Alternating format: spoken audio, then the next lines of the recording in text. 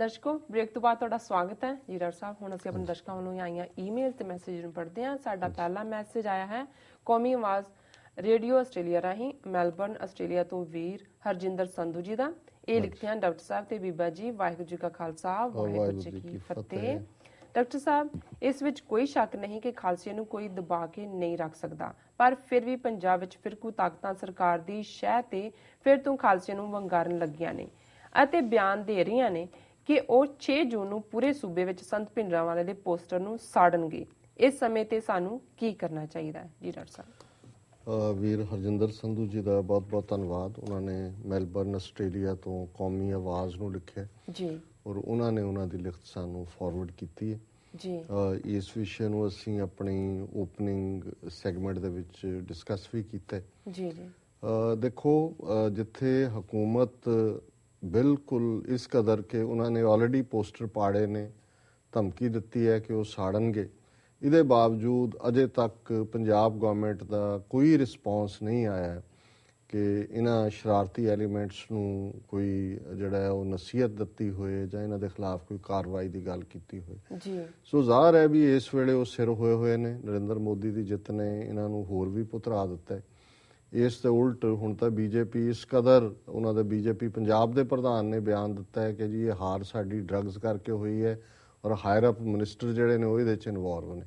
ਔਰ ਬਾਦਲ ਜਿਹੜਾ ਕਦੇ ਰਿਐਕਟ ਨਹੀਂ ਕਰਦਾ ਕਿਸੇ ਸਿਚੁਏਸ਼ਨ ਨੂੰ, ਹੁਣ ਉਹਨੂੰ ਵੀ ਲੱਗਦਾ ਹੈ ਕਿ ਵੀ ਇਹ ਤਾਂ ਬਿਲਕੁਲ ਹੀ ਗੱਲ ਉੱਤੋਂ ਦੀ ਲੰਘ ਰਹੀ ਹੈ, ਸਿਰ ਦੇ ਉੱਪਰੋਂ ਦੀ ਪਾਣੀ ਲੰਘ ਰਿਹਾ। ਉਹਨੇ ਵੀ ਕਿਹਾ ਜੀ ਕਿ ਬੀਜੇਪੀ ਪ੍ਰਧਾਨ ਸਬੂਤ ਦੇਣ ਜਿਹਦੇ ਵੀ ਖਿਲਾਫ ਹੈ, ਜੇ ਮੇਰੇ ਖਿਲਾਫ ਵੀ ਕੋਈ ਸਬੂਤ ਹੋਇਆ ਤਾਂ ਮੈਂ ਰਿਜ਼ਾਈਨ ਕਰ ਦਾਂ। ਜਦੋਂ ਬੰਦਾ ਇਸ ਕਿਸਮ ਦੀਆਂ ਗੱਲਾਂ ਕਰਦਾ ਹੈ, ਨਜ਼ਰ ਆਉਂਦਾ ਵੀ ਕਿਸ ਕਦਰ ਹੁਣ ਫਰਸਟ੍ਰੇਸ਼ਨ ਆਈ ਹੋਈ ਹੈ। ਉਹਦੇ ਚੋਂ ਭਲਾ ਵੀ ਨਿਕਲੇਗਾ। ਮੈਂ ਸਮਝਦਾ ਵੀ ਇਹਨਾਂ ਦਾ ਇਹ ਫਰਾਡ ਜਿਹਾ ਟੁੱਟੇ ਜਿਹੜਾ ਇਹਨਾਂ ਦਾ ਬੀਜੇਪੀ ਦੇ ਨਾਲ ਹੈ। ਹਾਲਾਂਕਿ ਇੰਨੀ ਜਲਦੀ ਉਹਨਾਂ ਨੇ ਛੱਡਣਾ ਨਹੀਂ ਹੈ ਬਾਦਲ ਨੂੰ, ਕਿਉਂਕਿ ਇਹਨਾਂ ਤੋਂ ਵਧੀਆ ਇਹਨਾਂ ਨੂੰ ਕੌਣ ਸੂਟ ਕਰਦਾ।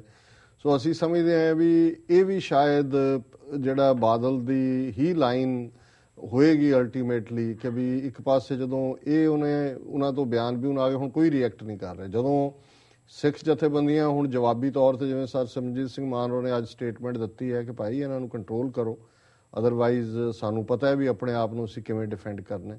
ਸੋ ਹੁਣ ਜਦੋਂ ਇੱਕ ਦੋ ਬਿਆਨ ਹੋਰ ਆਏ, ਮੈਨੂੰ ਇਹ ਲੱਗਦਾ ਵੀ ਇਹ ਪੰਜਾਬ 'ਚ ਪਾਬੰਦੀ ਲਾ ਦੇਣਗੇ। ਹੋ ਸਕਦਾ ਹੈ ਇਹ ਜਿਹੜੇ ਦਲ ਖਾਲਸਾ ਨੇ ਰੱਖਿਆ ਮਾਰਚ ਅੰਮ੍ਰਿਤਸਰ 'ਚ, ਇਹਦੇ ਤੇ ਪਾਬੰਦੀ ਲਾ ਦੇਣ, ਪਹਿਲਾਂ ਗ੍ਰਿਫਤਾਰੀਆਂ ਕਰ ਲੈਣ ਔਰ ਇਹ ਕਹਿਣ ਜੀ ਕਿਉਂਕਿ ਰਿਐਕਸ਼ਨ ਹੋਏਗਾ ਸਮਾਗਮ ਬਿਲਕੁਲ ਲੋਕ ਹੀ ਰੱਖੋ। ਸੋ ਇਸ ਕਿਸਮ ਦੀ ਗੱਲ ਕਰ ਸਕਦੇ ਨੇ। ਸੋ ਇਹਨਾਂ ਦਾ ਇਹ ਪੁੱਛਣਾ ਵੀ ਅਸੀਂ ਕੀ ਕਰੀਏ। ਮੈਂ ਸਮਝਦਾ, ਦੇਖੋ ਮੈਂ ਇਸ ਪਬਲਿਕ ਪਲੇਟਫਾਰਮ ਤੋਂ ਇਹ ਤਾਂ ਕਹਿ ਨਹੀਂ ਸਕਦਾ ਕਿ ਵੀ ਤੁਸੀਂ ਕਾਨੂੰਨ ਨੂੰ ਹੱਥ 'ਚ ਲਓ, ਪਰ ਐਟ ਦਾ ਸੇਮ ਟਾਈਮ ਮੈਂ ਸਮਝਦਾ ਵੀ ਇਹ ਜਿਹੜੀ ਸਾਰੀ ਬੇਗੈਰਤੀ ਵਾਲਾ ਪਾਰਟ ਬਾਦਲ ਐਂਡ ਕੰਪਨੀ ਨੇ ਚੁਣਿਆ, ਕਦੋਂ ਤੱਕ ਇਹ ਗੁੰਡਾਗਰਦੀ ਸਿੱਖ ਸਹਾਰਦੇ ਰਹਿਣਗੇ। ਅਲਟੀਮੇਟਲੀ ਖਾਲਸਾਈ ਰਵਾਇਤਾਂ, ਖਾਲਸਾਈ ਜਿਹੜਾ ਤੌਰ ਤਰੀਕਾ ਹੈ ਇਸ ਕਿਸਮ ਦੀ ਸਿਚੁਏਸ਼ਨ ਨਾਲ ਉਹ ਡੀਲ ਕਰਨ ਦਾ ਉਹ ਬੜਾ ਸਪਸ਼ਟ ਹੈ, ਕਿਉਂਕਿ ਗੁਰੂ ਤੇਗ ਬਹਾਦਰ ਸਾਹਿਬ ਦੀ ਸਾਨੂੰ ਇਹ ਗਾਈਡਲਾਈਨ ਹੈ ਕਿ ਭੈ ਕਾਹੂ ਕੋ ਦੇਤ ਨੈ ਪੈ ਮਾਨਤ ਆਨ, ਕਹ ਨਾਨਕ ਇਹ ਜਗਤ ਮੈਂ ਗਿਆਨੀ ਤਾਹੇ ਬਖਾਨ। ਕਿ ਗਿਆਨਵਾਨ ਉਹੀ ਹੈ ਜਿਹੜਾ ਨਾ ਡਰ ਦਿੰਦਾ ਤੇ ਨਾ ਡਰ ਮੰਨਦਾ। ਅਸੀਂ ਕਿਸੇ ਦੇ ਧਾਰਮਿਕ ਜਾਂ ਕੋਈ ਇਸ ਕਿਸਮ ਦੇ ਉੱਥੇ ਬਿਲੀਫ ਜਾਂ ਉਹਨਾਂ ਦੇ ਸਮਾਗਮਾਂ 'ਚ ਕਦੇ ਸਿੱਖਾਂ ਨੇ ਜਾ ਕੇ ਰੁਕਾਵਟ ਨਹੀਂ ਪਾਈ ਹੈ। ਉਹ ਉੱਥੇ ਸ਼ਿਵ ਸੈਨਾ ਵੀ ਸਮਾਗਮ ਕਰਦੀ ਹੈ, ਉੱਥੇ ਰਾਮ ਨੌਮੀ ਵੀ ਨਿਕਲਦੀ ਹੈ, ਹੋਰ ਵੀ ਸ਼ੋਭਾ ਯਾਤਰਾਵਾਂ, ਰਾਮ ਲੀਲਾ ਸਾਰੇ ਉਹ ਹੁੰਦੇ ਨੇ ਕਾਰਜ। ਤੇ ਜੇ ਸਿੱਖ ਇੱਕ ਆਪਣੇ ਸ਼ਹੀਦ ਨੂੰ ਯਾਦ ਕਰਦੇ ਨੇ, ਉਹਨਾਂ ਦੀ ਯਾਦ ਸਮਾਗਮ ਕਰਨ ਦੇ ਲਈ ਉਹ ਬੋਰਡ ਜਾਂ ਹੋਰਡਿੰਗ ਲਾਉਂਦੇ ਨੇ, ਤੇ ਉਹਨਾਂ ਨੂੰ ਰੋਕਣਾ। ਇੱਥੇ ਤਾਂ ਪੰਜਾਬ 'ਚ ਅਕਾਲੀਆਂ ਰਾਹੀਂ ਆਸ਼ੂਤੋਸ਼ ਜਿਹਨੇ ਪਹਿਲਾਂ ਹੀ ਕਿੰਨੀ ਬੇਅਦਬੀ ਕੀਤੀ ਹੋਈ ਸੀ ਉਹਨੂੰ ਆਗਿਆ ਦਿੱਤੀ ਔਰ ਉਹਦਾ ਸਮਾਗਮ ਕਰਨ ਦੇਣ ਦੇ ਲਈ ਗੋਲੀ ਚਲਾ ਕੇ ਜਿਹੜੇ ਨੇ ਉਹ ਦਰਸ਼ਨ ਸਿੰਘ ਲੋਹਾਰਾ ਨੂੰ ਸ਼ਹੀਦ ਕੀਤਾ, ਕਿੰਨਿਆਂ ਨੂੰ ਜ਼ਖਮੀ ਕੀਤਾ। ਸੋ ਜ਼ਾਹਰ ਹੈ ਕਿ ਵੀ ਅੱਜ ਸਿੱਖ ਉਸ ਕਦਰ ਗੁਲਾਮੀ ਦੇ ਸੰਗਲਾਂ ਵਿੱਚ ਜਕੜੇ ਹੋਏ ਨੇ ਕਿ ਅਸੀਂ ਬੇਬਸ ਨਜ਼ਰ ਆਉਂਦੇ। ਪਰ ਇਹ ਬਹੁਤੀ ਦੇਰ ਸਾਨੂੰ ਇਹ ਬੇਬਸੀ ਵਾਲੇ ਜਿਹੜਾ ਪਾਰਟ ਹੈ ਇਹਦੇ 'ਚ ਨਹੀਂ ਰਹਿਣਾ ਚਾਹੀਦਾ, ਇਹ 'ਚੋਂ ਨਿਕਲਣਾ ਚਾਹੀਦਾ। ਔਰ ਮੇਰਾ ਖਿਆਲ ਹੈ ਕਿ ਵੀ ਫਿਰ ਜਿਹਨੂੰ ਇਹ ਕਹਿੰਦੇ ਨੇ ਕਿ ਵੀ ਜਿਸ ਕਿਸਮ ਦੀ ਜ਼ਬਾਨ 'ਚ ਕੋਈ ਗੱਲ ਕਰਦਾ ਉਸ ਕਿਸਮ ਦੀ ਜ਼ਬਾਨ 'ਚ ਉਹਨੂੰ ਜਵਾਬ ਦੇਣਾ ਚਾਹੀਦਾ ਜੀ ਜੀ। ਇਸ ਤੋਂ ਬਾਅਦ ਮੈਂ ਹੋਰ ਕੀ ਕਹਿ ਸਕਦਾ ਜੀ। ਬਿਲਕੁਲ ਡਾਕਟਰ ਸਾਹਿਬ। ਸਾਡਾ ਅਗਲਾ ਮੈਸੇਜ ਲੁਧਿਆਣੇ ਤੋਂ ਵੀਰ ਅਨਹਦਨਾਥ ਸਿੰਘ ਜੀ ਦਾ ਹੈ। ਇਹ ਲਿਖਦੇ ਹਨ, ਵੀਰ ਅਮਰਜੀਤ ਸਿੰਘ ਜੀ ਅਤੇ ਭੈਣ ਨੀਲਮ ਕੌਰ ਜੀ, ਵਾਹਿਗੁਰੂ ਜੀ ਕਾ ਖਾਲਸਾ ਵਾਹਿਗੁਰੂ ਜੀ ਕੀ ਫਤਿਹ। ਲੱਗਦਾ ਹੈ ਕਿ ਆਮ ਆਦਮੀ ਪਾਰਟੀ ਨੂੰ ਹੋਰ ਤਾਂ ਸਾਰੇ ਦੇਸ਼ 'ਚੋਂ ਕਿਤੇ ਖੈਰ ਨਹੀਂ ਪੈਣੀ, ਬਹੁਤੀ ਆਸ ਨਹੀਂ ਹੈ, ਪਰ ਪੰਜਾਬ ਤੇ ਰਾਜ ਕਰਨ ਲਈ ਉਹਨਾਂ ਨੇ ਤਿਆਰੀ ਕਰਨੀ ਪੂਰੇ ਜੋਰਾਂ ਸ਼ੋਰਾਂ ਨਾਲ ਸ਼ੁਰੂ ਕੀਤੀ ਹੋਈ ਹੈ। ਜੇ ਸਿੱਖ ਕੋਈ ਖਾਲਿਸਤਾਨੀ ਧਿਰ ਨੂੰ ਪੰਜਾਬ 'ਚ ਨਾ ਉਭਾਰ ਸਕੇ ਤਾਂ ਹਿੰਦੂਆਂ ਦੀ ਸੀ ਟੀਮ ਪੰਜਾਬ 'ਚ ਕਾਬਜ ਹੋਣ ਨਾਲ ਖਾਲਿਸਤਾਨ ਦੀ ਲਹਿਰ ਕਾਫੀ ਪਿੱਛੇ ਪੈ ਸਕਦੀ ਹੈ। ਅਕਾਲੀਆਂ ਦੇ ਜਾਣ ਨਾਲ ਕੀ ਸਿੱਖਾਂ ਨੂੰ ਕੋਈ ਫਾਇਦਾ ਵੀ ਹੋ ਸਕਦਾ ਹੈ?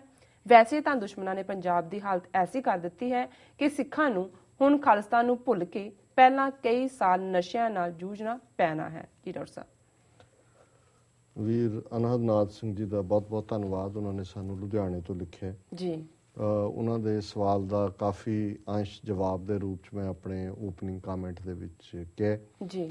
ਔਰ ਇਹ ਬਿਲਕੁਲ ਉਹਨਾਂ ਨੇ ਠੀਕ ਕਿਹਾ ਕਿ ਵੀ ਹੁਣ ਤਾਂ ਉਹਨਾਂ ਨੇ ਕਮਰ ਕੱਸਾ ਕੀਤਾ ਹੋਇਆ ਹੈ ਕਿ ਵੀ ਉਹਨਾਂ ਨੇ ਪੰਜਾਬ ਦੀ ਸੱਤਾ ਸੰਭਾਲਣੀ ਹੈ ਜੀ। ਸੀ ਟੀਮ ਉਹਨਾਂ ਨੇ ਵੀ ਇਹੀ ਸ਼ਬਦ ਇਸਤੇਮਾਲ ਕੀਤਾ ਤਾਂ ਉਹਨਾਂ ਨੇ ਕਿਹਾ ਵੀ ਕੀ ਸਾਨੂੰ ਅਕਾਲੀਆਂ ਦੇ ਜਾਣ ਦਾ ਫਾਇਦਾ ਹੋਏਗਾ, ਕਿਉਂਕਿ ਇਸ ਤੋਂ ਵੀ ਚਿੰਤਤ ਲੱਗਦੇ ਨੇ ਕਿ ਵੀ ਜੇ ਆਮ ਆਦਮੀ ਪਾਰਟੀ ਨੇ ਹੀ ਲੈਣਾ ਟੋਪੀ ਵਾਲਿਆਂ ਨੇ ਤਾਂ ਇਹਦੇ ਕੋਲੋਂ ਤਾਂ ਇਹਨਾਂ ਨੂੰ ਹੀ ਰਹਿਣ ਦੇਈਏ ਜਾਂ ਇਹਨਾਂ ਦੇ ਜਾਣ ਦਾ ਕੀ ਫਾਇਦਾ ਹੋਏਗਾ। ਮੈਂ ਸਮਝਦਾ ਵੀ ਹੁਣ ਭਾਵੇਂ ਵਕਤੀ ਤੌਰ ਤੇ ਸੀ ਟੀਮ ਆਏ ਕਿ ਡੀ ਟੀਮ ਆਏ, ਇਹਨਾਂ ਦਾ ਜਿਹੜਾ ਇਹ ਪੋਪ ਲੀਲਾ ਹੈ ਅਕਾਲੀਆਂ ਨੇ ਬਣਾਈ ਹੋਈ ਪੰਥ ਦੇ ਨਾਂ ਤੇ ਧਰੋ ਕਮਾ ਕੇ ਸਟੇਟਸ ਕੋ ਟੁੱਟਣਾ ਚਾਹੀਦਾ। ਔਰ ਜਿਸ ਤਰੀਕੇ ਨਾਲ ਹੁਣ ਲੋਕ ਸਭਾ ਚੋਣਾਂ ਤੋਂ ਬਾਅਦ ਇਹ ਸਾਰੇ ਗਵਾਚੇ ਜੇ ਹੋਏ ਨੇ ਪਿਓ ਪੁੱਤਰ, ਇਹਨਾਂ ਦੀ ਬੜ 25 ਸਾਲ ਰਾਜ ਕਰਾਂਗੇ। ਹੁਣ ਕੱਲ ਇਹਨਾਂ ਦੀ ਅਕਾਲੀਆਂ ਦੇ ਗਰੁੱਪ ਦੀ ਮੀਟਿੰਗ ਸੀ, ਵਰਕਿੰਗ ਗਰੁੱਪ ਦੀ, ਉਹਨਾਂ ਨੇ ਵੀ ਕਿਹਾ ਜੀ ਡਰੱਗਸ ਔਰ ਫਲਾਣਾ ਇਹ ਸਾਰੇ ਕਾਰਨ ਬਣੇ ਨੇ, ਸੈਂਡ ਮਾਫੀਆ, ਹੁਣ ਆਪ ਹੀ ਉਹ ਗੱਲਾਂ ਕਰਨ ਲੱਗ ਗਏ ਨੇ ਜੀ। ਸੋ ਇਹਨਾਂ ਦੇ ਸੁਧਰਨ ਦਾ ਤਾਂ ਕੋਈ ਚਾਂਸ ਨਹੀਂ। ਹਾਂ, ਇੱਕ ਗੱਲ ਜ਼ਰੂਰ ਹੈ ਕਿ ਜੇ ਇਹਨਾਂ ਨੂੰ ਲੱਗੇ ਕਿ ਵੀ ਬੀਜੇਪੀ ਹੁਣ ਲੱਤ ਲਾਉਣ ਲੱਗੀ ਹੈ ਤੇ ਇਹ ਸ਼ਾਇਦ ਜਿਹੜਾ ਹੈ ਉਹ ਕੌਮੀ ਏਜੰਡੇ ਦੀ ਗੱਲ, ਕਿਉਂਕਿ ਬਾਦਲ ਬੜਾ ਗਿਰਗਟ ਹੈ, ਚੈਂਬਲੀਅਨ ਹੈ, ਕਈ ਰੰਗ ਬਦਲਦਾ ਹੈ। ਇੱਕ ਸਟੇਜ ਤੇ ਇਹ ਵੀ ਹੋ ਸਕਦਾ ਫਿਰ ਉਹਨਾਂ ਨੂੰ ਅੱਖਾਂ ਦਿਖਾਉਣ ਦੇ ਲਈ ਉਹ ਜਿਹੜਾ ਆਪਣਾ ਕੌਮੀ ਏਜੰਡਾ ਜਾਂ ਸਿੱਖ ਏਜੰਡੇ ਤੇ ਆ ਜਾਏ। ਹਾਲਾਂਕਿ ਹੁਣ ਜਿਸ ਤਰੀਕੇ ਨਾਲ ਇਹਨਾਂ ਨੇ ਉਹਨੂੰ ਆਪਣੀ ਨੂੰਹ ਨੂੰ ਬਣਵਾਇਆ ਵਜ਼ੀਰ, ਲੱਗਦਾ ਨਹੀਂ ਇੰਨੇ ਬੇਗੈਰਤ ਹੋ ਚੁੱਕੇ ਨੇ।